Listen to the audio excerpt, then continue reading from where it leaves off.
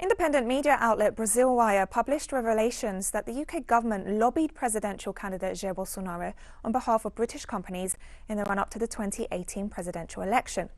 To discuss these revelations and what they mean, we now welcome independent Brazilian journalist Nathalia, who's one of the authors of the article. Nathalia, thank you for joining us today. Thank you so much for having me here. Nathalia, top epidemiologist Dr. Maciel has accused the Brazilian government of Jair Bolsonaro of trying to force scientists to approve an AstraZeneca-only vaccination plan. What can you tell us about why this might be? Well, first of all, Maciel, who participated in the committee, said that the whole thing was very sketchy from the beginning, because Bolsonaro basically ignored the advice given by the rest of the committee and tried to approve a plan, saying that the scientists were behind the plan, which they weren't. And they have to go to the Supreme Court to try to make the plan not go around, because Bolsonaro basically only wanted to have AstraZeneca as the only vaccination used in Brazil, which makes me and my colleagues very suspicious, because a secret document that we obtained through Freedom of Information Act showed that the British government lobbied Bolsonaro when he was still a candidate in 2018 on behalf of many British companies. And among those companies, we had AstraZeneca on the list. A private letter addressed to Bolsonaro on 29 of June of 2018. The then ambassador of Brazil, Vijay Rangarajan, invited the presidential candidate to a residence to meet a number of what they call strategic partners in Brazil. Those partners included the president of AstraZeneca, as well other companies like BP, Shell, etc.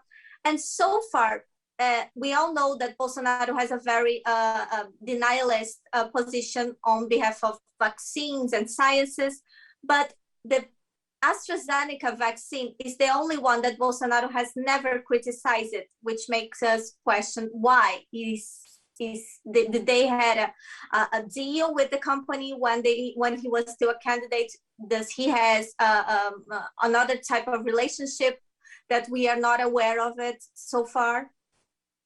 Nathalia, that's very interesting, but how else might this relationship that you've revealed between the British companies, backed by the British government and the Bolsonaro administration, be playing out in other areas? Yes, they have been playing out in mining companies and oil as well, since British mining giant Anglo America has over 300 research applications to explore 18 indigenous territories in the Amazon. We all know that indigenous and environmentalists are fighting against the Bolsonaro government to not allow the exploration of their land, but the British government, with making a lobby on behalf of these companies, are already anticipate a favorable decision on behalf of the exploration. And companies like Shell and BP, to whom the UK ambassador in Brazil met over 20 times since 2017, had already accumulated over 13.5 billion barrels of Brazilian oil, which is more than companies like Petrobras, the Brazil state company of oil, has accumulated. So it's really sketchy how the British companies have been gaining so much money since the coup that removed Dilma Rousseff of the power.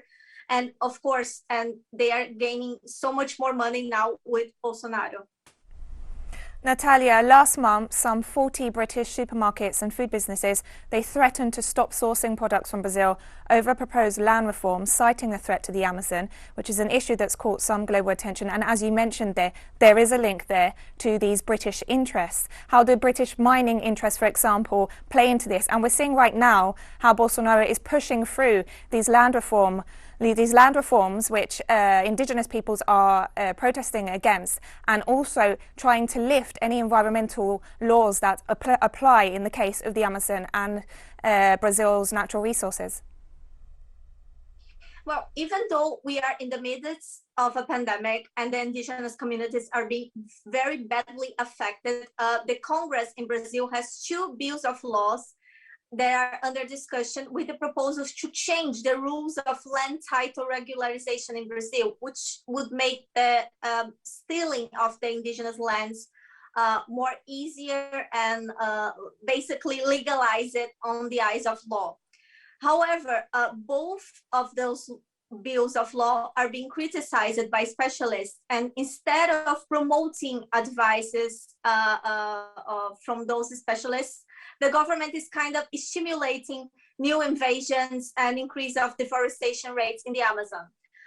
British mining company Anglo America made 3 copper mining research applications on the protected lands of indigenous people, the Mundukuru, who are currently under attack right now from mining companies and like illegal miners and mining companies who are acting already in the area but illegally.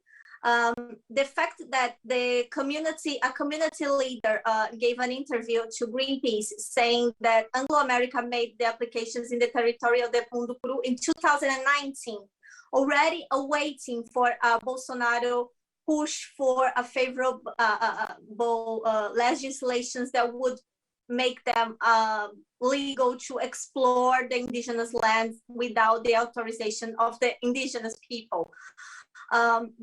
So far, the indigenous lands continue to be illegal. The exploration and mining of the indigenous lands continue to be illegal by Brazilian constitution, but Bolsonaro keeps pushing the Congress to specifically permit the act, which is something that indigenous people in Brazil definitely are not very, they are completely against it.